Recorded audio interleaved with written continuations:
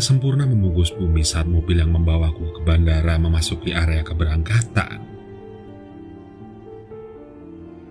Suasana riuh dan gaduh beradu dengan teriakan petugas yang mengomando kami para TKW yang harus kembali ke tanah air setelah purna kontrak. Aku pamit untuk menuntaskan hajat ke toilet setelah selesai melakukan pengecekan dokumen dan tiket. Cuaca dingin membuat perut melilit tak kenal kompromi, hingga membuatku harus tertahan beberapa menit di tempat privat tersebut. Namun, ketika aku kembali, mataku terbelalak tidak percaya mendapati ruang tunggu yang kosong. Ratusan orang yang tadi memadati ruangan tak tampak satupun. 10 orang teman seperjalanan juga telah meninggalkan negeri tirai bambu bersama burung baja yang mengudara menembus awan. Panik, aku bertanya pada petugas, dan jawaban mereka benar-benar membuatku lemas, seperti tulang-tulangku dicabuti dari tempatnya. Pesawat Cadillac tujuan Jakarta baru saja take off 5 menit yang lalu. Aku meraung gusar, menyalahkan diri sendiri. Bagaimana bisa aku tidak mendengar panggilan boarding? Bukankah panggilan biasanya berulang? Aku merasa ada yang ganjil. Bukankah biasanya petugas akan mencari penumpang yang tidak ada dalam daftar manifest penerbangan? Pikiran bingung dan kacau menyulut emosi, hingga membuatku enggan bermain dengan tanya. Maaf, apakah Anda yang bernama Nona Vida Hapsari? Seorang pria berseragam mendatangiku. Aku mendongak, memandang takjub pada wajah tampannya. Kulit putih bersih, serta hidungnya yang mancung bertengger di antara sepasang matanya yang coklat kebiruan, menandakan pria ini bukan dari ras Mongol. Apakah Anda Nona Vida Hapsari? Ulangnya sekali lagi. Dari seragamnya, aku mengira dia adalah pramugara atau petugas aviasi. Iya, saya Vida Hapsari. Kuku seketika menyergap. Kami dari pihak maskapai penerbangan Cadillac meminta maaf atas kesalahan yang membuat Anda harus tertinggal pesawat malam ini, ujar pria dengan nama Dada Andrew Harrington. Lalu saya harus bagaimana? Tanyaku bingung. Pihak maskapai akan bertanggung jawab untuk penjadwalan ulang penerbangan Anda, terangnya sambil tersenyum.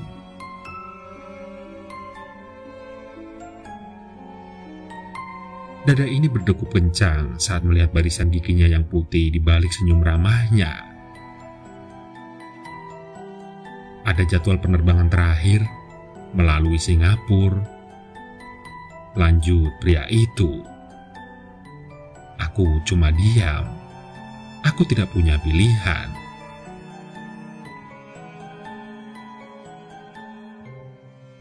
Kami sudah menghubungi pihak maskapai dan mereka sudah menyetujui untuk penjadwalan ulang penerbangan Anda, katanya. Apa saya harus melapor ke kantor? Aku bertanya ragu. Pihak maskapai sudah mengaturnya sebagai bagian dari tanggung jawab. Pria itu memandangku, menanti keputusan. Jika Anda bersedia, silahkan ke counter untuk check-in. Aku menimbang sesaat. Tidak ada pilihan. Setidaknya aku tetap bisa pulang ke tanah air hari ini. Proses check-in dan pengecekan bagasi tidak makan waktu lama. Jadwal penerbangan ke Jakarta via Singapura pukul 00.30. Sejauh ini tidak ada yang aneh. Panggilan boarding tepat jam 00.00 waktu Hong Kong. Semua proses berjalan lancar. Tapi aku merasa heran kenapa tidak tampak petugas yang melakukan berbagai persiapan lepas landas seperti biasanya. Tapi rasa kantuk dan lelah membuatku enggan berpikir. Aku hanya ingin segera berada di dalam pesawat dan mengistirahatkan otak yang terasa letih. Aku melihat Andrew berdiri di tengah kabin menunggu penumpang masuk ke dalam pesawat. Dia tersenyum dan menunjukkan tempat dudukku di deretan kedua setelah kursi penumpang eksekutif. Penumpang lain pun mulai masuk ke dalam satu persatu. Akhirnya proses boarding selesai. Semua penumpang telah menempati kursi masing-masing. Entah, seperti ada bisikan, aku kembali berdiri merapikan bagasi. Saat aku melihat ke kabin bagian belakang, ada kejanggalan. Di antara penumpang lain yang tengah merapikan bagasinya, aku melihat Andrew sedang menatapku. Wajahnya tampak pucat, jauh berbeda dari yang kulihat sebelumnya. Ada perasaan aneh menyelinap. Kelenyar dingin mengusap tengkuk. Dingin yang kurasakan tidak seperti suhu pendingin ruangan biasanya. Meski tiba-tiba merinding, tapi aku berusaha untuk menepis pikiran aneh dari otakku. Berusaha meyakinkan bahwa mungkin Andrew sedang lelah, atau bahkan aku yang terlalu mengantuk. Akhirnya, aku kembali mengempaskan pantat di kursi, menegakkan sandarannya sebelum pesawat lepas landas. Namun, sejurus kemudian aku menoleh lagi. Aneh, Andrew sudah tidak ada. Aku berusaha mencari wajahnya di antara kru lain yang tengah mengecek persiapan lepas landas, membantu menegakkan sandaran dan melipat meja. Tapi Andrew tetap tidak ada. Hingga, apakah hanya imajinasiku saja? Saat aku mengedarkan pandangan ke arah penumpang, ada hawa aneh yang membuatku merinding. Hampir seluruh penumpang tampak seperti tertidur pulas dengan wajah pucat. Kalaupun ada yang terjaga, tatapan matanya kosong tanpa gura cahaya. Aku bergidik saat salah satu dari mereka menatapku.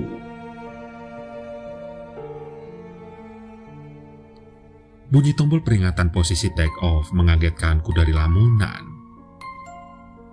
Pesawat mulai berjalan dengan kecepatan tinggi bersiap untuk lepas landas.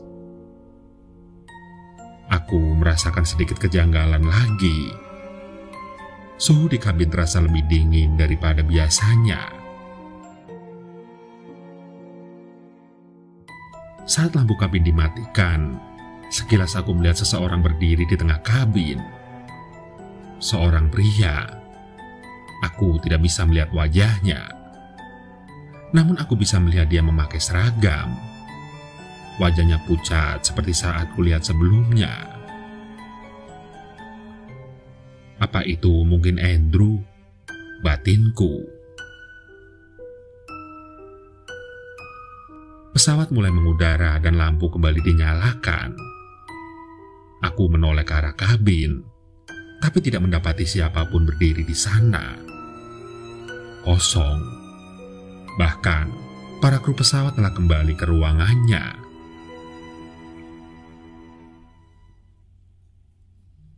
Setelah tanda mengenakan sabuk pengaman dipadamkan, aku langsung berdiri. Pelan-pelan berjalan di kabin, mengamati satu persatu penumpang di tempat duduknya. Namun, apa yang kulihat sungguh aneh saat memandang wajah penumpang. Aku kembali merinding. Hawa dingin menusuk tulang dan perasaan tidak enak kembali menyapa.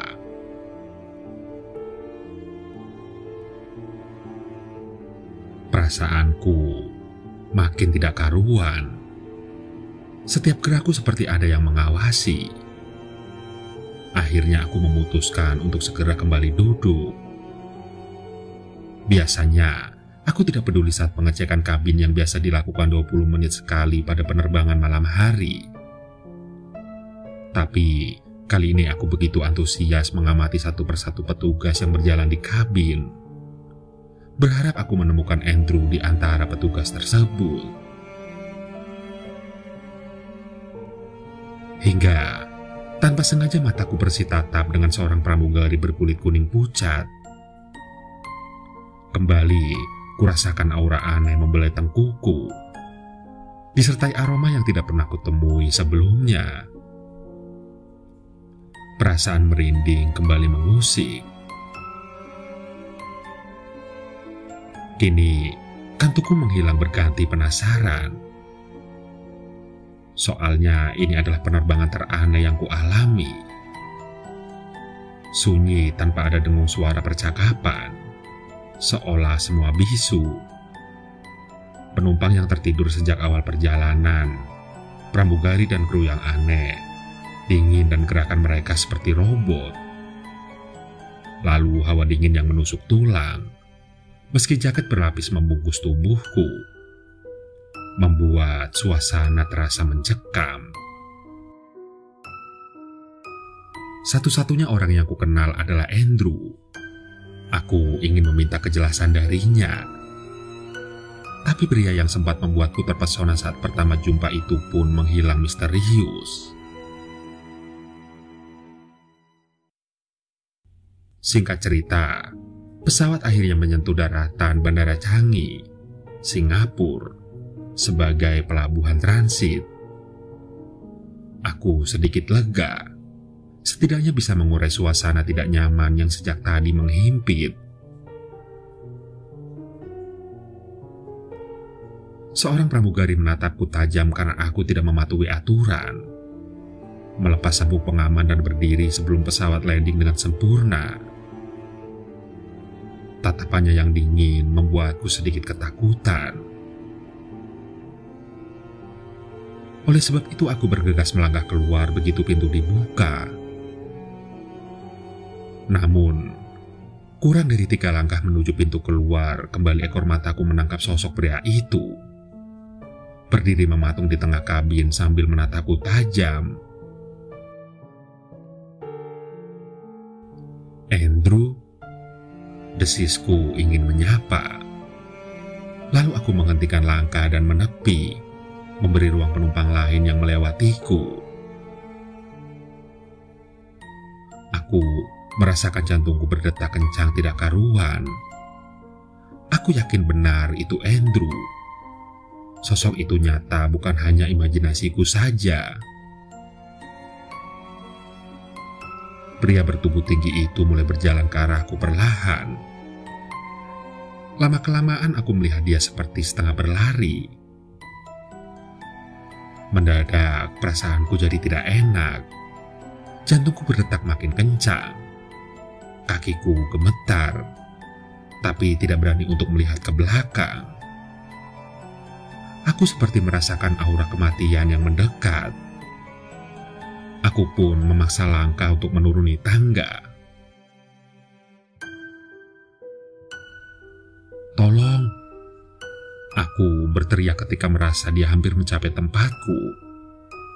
Namun saat menoleh ke belakang, kosong. Tidak ada siapapun di sana. Yang kudapati hanya tatapan aneh petugas inspeksi landasan pacu yang sedang melakukan pengecekan di jalur runway.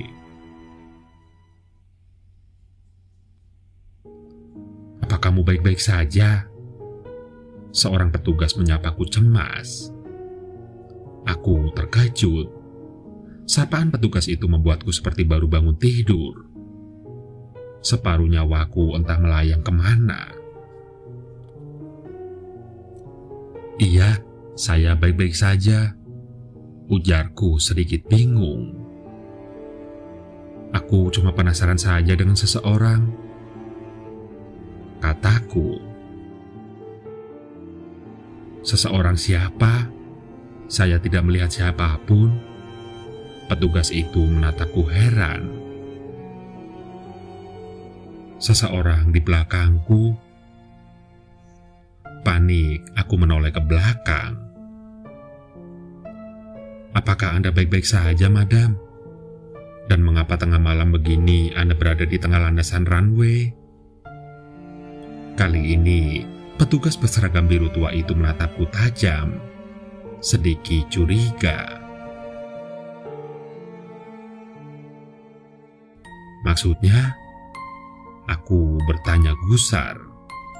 Bagaimana bisa petugas itu bertanya seperti itu dan menatapku aneh seperti melihat alien? "Saya penumpang transit dari Kowloon, tujuan Jakarta," tegasku lagi. "Tolong jangan main-main, Madam. Tidak ada pesawat transit di jam sekarang," bantah petugas itu dengan raut baja yang serius. "Justru Anda yang jangan main-main.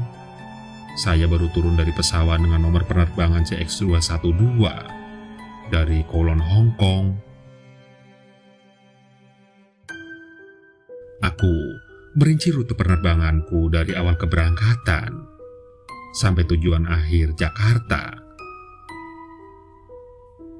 Petugas itu tambah kaget, tapi setelahnya ia menghela napas panjang, lalu menatapku iba. "Baiklah, Madam. Saya akan mengantar Anda ke kantor untuk tiket lanjutan Anda." Ia mengantar menuju kantor maskapai Katilax Airways. Setibanya di kantor, petugas tersebut berbicara dengan petugas lainnya. Tampaknya mereka saling kenal dan berbicara amat serius. Sementara aku hanya mematung bingung. Sesekali petugas frontliner itu mengerutkan alis, lalu manggut-manggut setelah petugas landasan menjelaskan. Akhirnya, petugas frontliner itu tersenyum padaku. "Baiklah, Madam. Kami akan mengatur penerbangan pertama tujuan Indonesia dengan CX-007 pukul 5 dini hari." "Artinya saya berganti pesawat. Bukankah untuk transit harusnya memakai pesawat yang sama?" tanyaku bingung. Petugas frontliner itu menghela napas panjang, lalu menunjukkan sebuah gambar padaku. Puing pesawat 707 dengan nomor penerbangan CX212 mengalami kecelakaan sebulan yang lalu ketika bertolak dari Bandara Kowloon, Hong Kong menuju Bandara Cengkareng, Jakarta. 313 korban meninggal dunia dalam kecelakaan di atas perairan Samudra Pasifik itu. Cerita petugas itu yang sangat berhati-hati membuatku tertegun. Mataku membulat dengan bibir bergetar. Jadi, aku tidak sanggup melanjutkan ujar. "Benar. Apakah Anda percaya atau tidak, itu hak Anda. Tapi yang membawa Anda hingga tiba di sini adalah pesawat hantu." "Tidak mungkin. Bagaimana bisa?" bantahku tidak percaya. "Itu hak Anda, tapi ini bukan yang pertama. Beberapa hari yang lalu juga ada kejadian serupa seperti yang Anda alami." Lututku gemetar. Tak sanggup membayangkan terbang dari Hong Kong ke Singapura bersama ratusan makhluk astral. Pantas saja sepanjang penerbangan begitu senyap, dan wajah-wajah penumpang yang pucat, serta pramugari yang seperti robot. Lalu bagaimana dengan Andrew?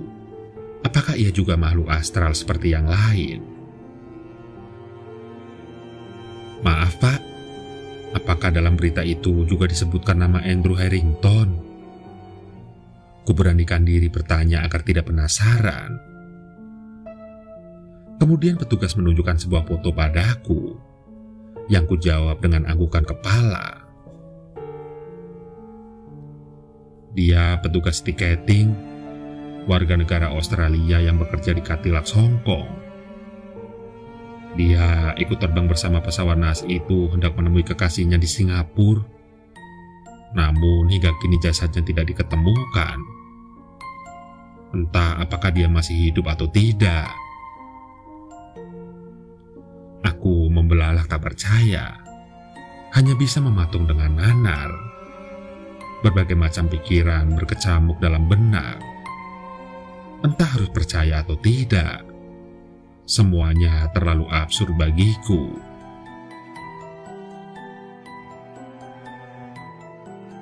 Singkat cerita, CX-007 yang membawaku kembali ke tanah air mulai berdesing di landasan pacu.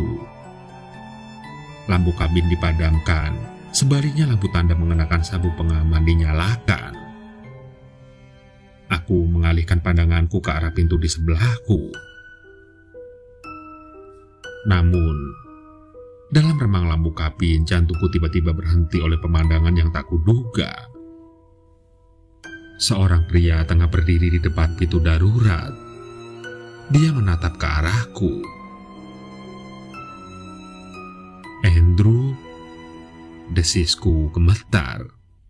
Seketika keringat dingin membasahi wajah. Detik berikutnya, laki-laki berseragam itu sudah berada di sampingku. Matanya yang merah menatap tajam ke arahku.